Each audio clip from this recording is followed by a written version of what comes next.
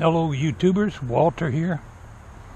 Out in the front yard going to do a little flower watering and storytelling for you today. Raining on me a little bit, so let's continue this story as I prop my rear end in one of them rocking chairs up there and tell you the rest of my story.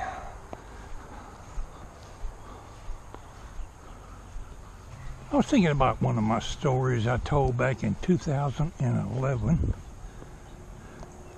And I'm going to tell it to you again, and I'm going to finish the story. The title of my story today is called My First Real Gun. Now, I posted this video back in 2011. This story on a YouTube video back in 2011. So today I'm going to sit on my front porch as soon as I get these flowers watered a little bit. Why would I water when it's raining? Because I don't think it's going to rain no more than a minute or two.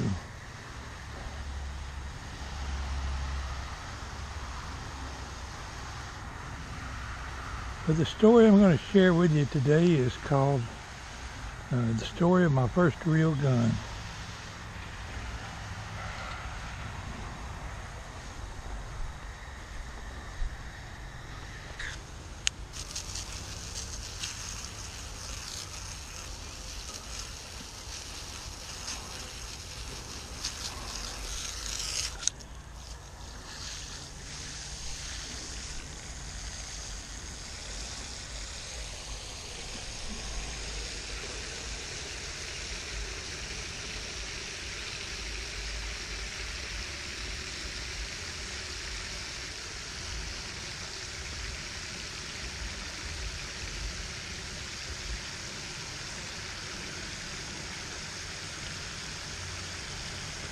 I'll repeat my story as I told it back in 2011, then I'll continue the story while I sit on the porch.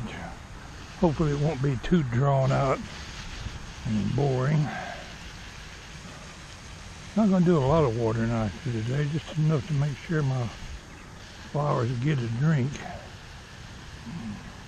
My squash plants outside are about played out from all this extreme heat we've been having. It's cloudy and cool now, but we've been putting up with temperatures in the upper 90s all week.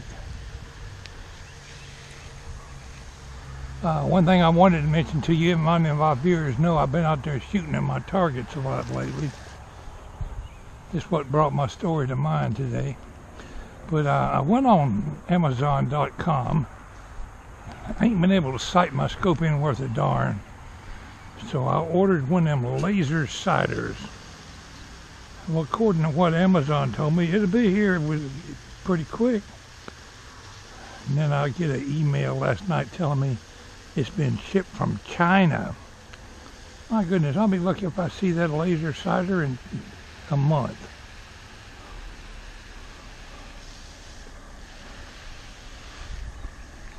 Oh well, I'm definitely going to put it to use. I have several guns that need to be sighted or check to see if they're still in adjustment. Well, if I show all my guns, I'll have to go to a gun range somewhere. Some of them are too high powered to be shooting around here.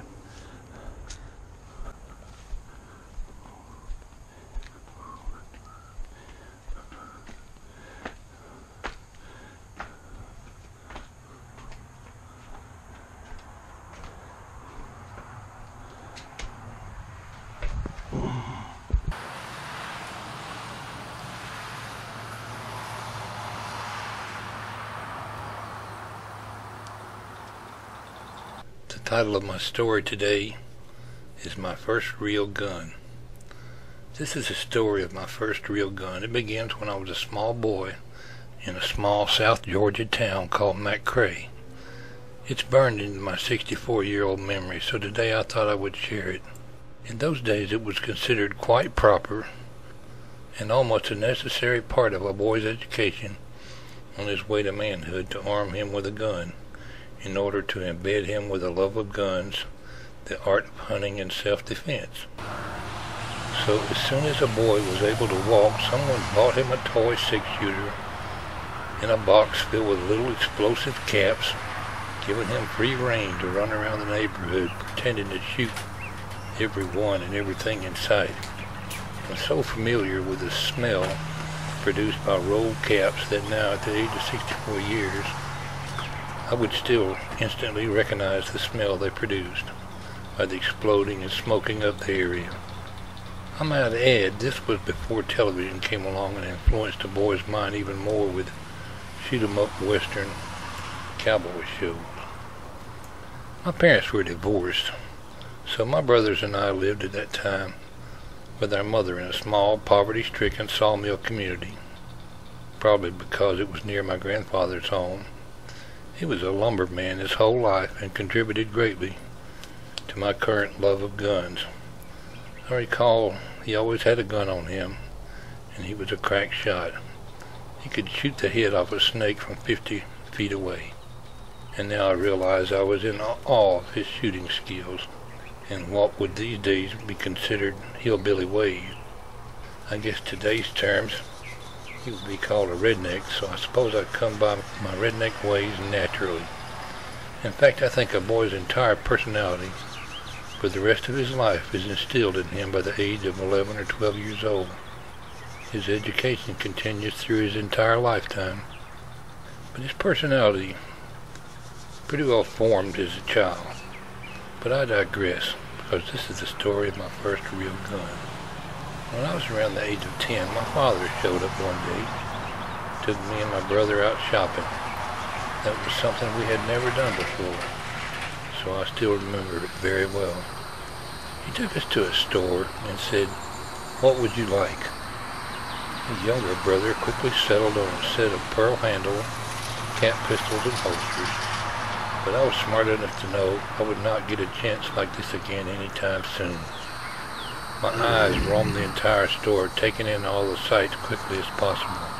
In less than a moment, I looked at bicycles and a whole assortment of things, quickly analyzing my chances for a big score. But one item in my field of vision stood out, and I honed in on it. I was looking at the most beautiful thing I had ever seen.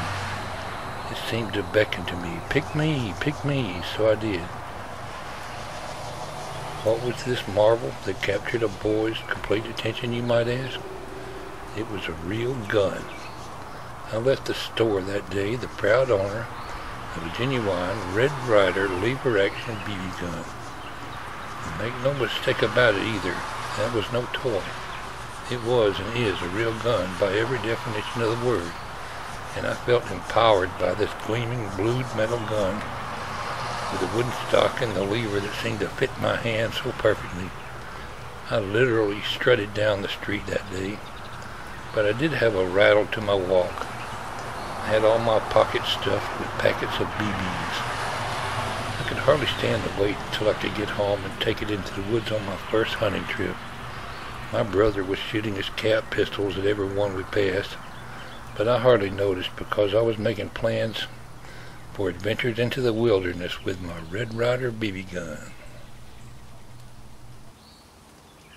Now, I mentioned earlier in my story that my parents were divorced and separated.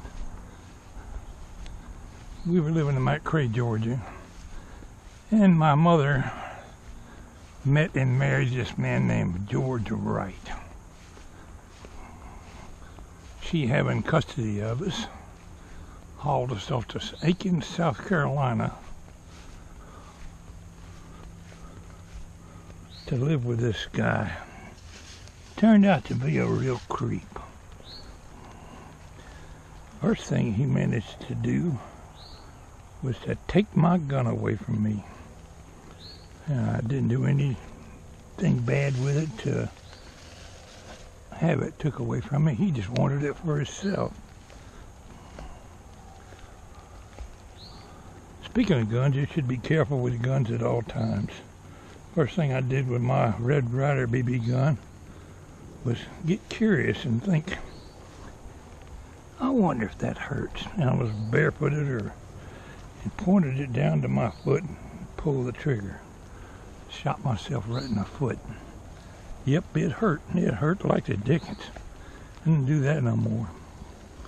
Anyway, we moved off to Aiken, South Carolina. I was in the 3rd or 4th grade. 3rd grade, I guess. Well, that means it didn't get very big. I believe they'll fill out some more. I'm not going to pick no more of them. That one's ready.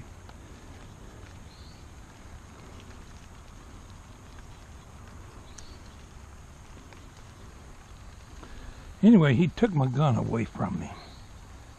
I hated him from that day on. There's lots of stories I could tell about that old man, but he worked just like child labor. He worked the snot out of me and my brother. We had to saw and chop wood, do all the farm work around there, and he just used us for cheap labor. He had a workshop out at the back of his property, and he was in there one day doing something. I don't remember what it was, but he had his back turned to me, and my brother was standing there not knowing I was going to do something. But I picked up a chunk of firewood, small log for a fireplace, and threw it through the door at him, thinking, "Take my gun, will you, you son of a gun." I was hoping I'd knock him down with that damn stick, and then it dawned on me, I'm going to be in trouble, so I run before he could turn around. Well, my dummy brother just stood there, looking like, what the hell's going on? He got the whipping. He got blamed for it. I didn't know at the time he was getting the whipping because I was running away. But that's the guy I hated his guts. Never have hated a whole lot of people in my life, but he was one that I did. She didn't stay with him too awful long. But I hated him from then on, always wondering where my Red Ryder BB gun was. But I got some small measure of revenge on him, and maybe one of these days I'll go up there and find his grave and spit on it. That's how little regard I had for him. Anyway, that's the story of my first real gun. Make no bones about it, a BB gun is a real gun.